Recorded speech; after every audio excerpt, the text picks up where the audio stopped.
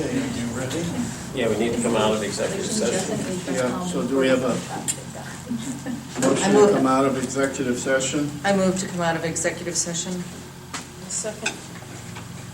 Second, okay, it's 6:39. We need a roll call. Ms. Jones, Present. Dr. LaBelle, Present. Present. Mrs. Roman, Present. and David Gregg. President. And Rich Moreno, present, yes. Okay, so, now I lost my notes. Okay, so we have some motions regarding letter to, you have that one? Do we have to do this motion? We don't have to do this, we just have to do the new appointments, I would think. Okay, Yeah. I'd like to make a motion, move to appoint Jennifer Reed, MD, as the interim health commissioner for Geauga Public Health Department effective September 3rd, 2021. do we have a second? Second. Okay, I'm sorry, who seconded? I did. Lynn Roman. We need a roll call. Ms. Jones? Yes. Yes? Yes. Dr. LeBan? Yes. Ms. Roman? Yes. Mr. Gregg? Yes. Moreno, yes. Okay, so that one passes. Okay. Next one? Yes. I'd like to make a motion to appoint Adam Litke as the interim health administrator for the Geauga Public Health Department effective September 3rd, 2021. Do we have a second? Second. Okay, roll call. Ms. Yes. Jones? Yes. Dr. LeBan? Yes. Mrs. Roman? Yes. Mr. Gregg? Yes. And Mr. Moreno, yes. So that one passes. Okay, so well, I want to thank everybody for coming here tonight. Normally, because this is a special session, we don't have public comment, but since you're all here, we would like to hear if anybody has something to say. You want to read the... Yeah, our normal public requirements? comment session, these are the rules of engagement here. Sessions will last 20 minutes unless the board moves to extend. 2 minutes per speaker to make comments and ask questions. The board will answer questions after having an opportunity to investigate responses following the meeting. This is not a press conference where answers should be expected on the spot. Board responses will be recorded and publicly filed with meeting minutes. So what we're going to do is we're going to open this up for 20 minutes. Who all would like to speak? Okay, so we got a couple. Okay, so what we can basically do then is somebody do a timer here for a couple minutes. We don't have Adams refereeing tonight or anything. So why don't we start with the young lady in the rear there? If you like to, yeah. Ma'am? No, that's you. You weren't pointing. Me? Yeah, normally what we do is if you could state your name for the record, that's all we really need. And then whatever you want to say. Okay, my name is Chris Hipley, and I just would like to ask what the qualifications are of these two nominees or people that you hired. Okay. Well, the one is a doctor, a medical. Yeah, what we're going to do is, I think our plan is then, that in the next monthly meeting, we're going to go ahead and have a slide presentation that basically presents what our interim plan is and what our plans are going for in the future then. So what we didn't want to do is to get into question and answer period tonight because it's a lot of it, there's a lot that has to come from it, what's legal and what's not and everything. But what we plan to do is in the next monthly meeting, which is in September 22nd, at that time there'll be a presentation to go over what the interim plan is and the people that are in place, their qualifications. That'll be one of their slides. Basically, what put them in the position that they're in and why we feel that they're the best candidate for them. Thank you. Next. Okay. My name is Alex Zoplin. Can I just get a quick spelling reference on both of the names? Okay, the doctor is Jennifer Reed. And does she go She by? hyphenates. Williams. Williams Reed. Read as in like a paper read? R-E-I-D. Oh. She has currently been on our staff as the medical advisor.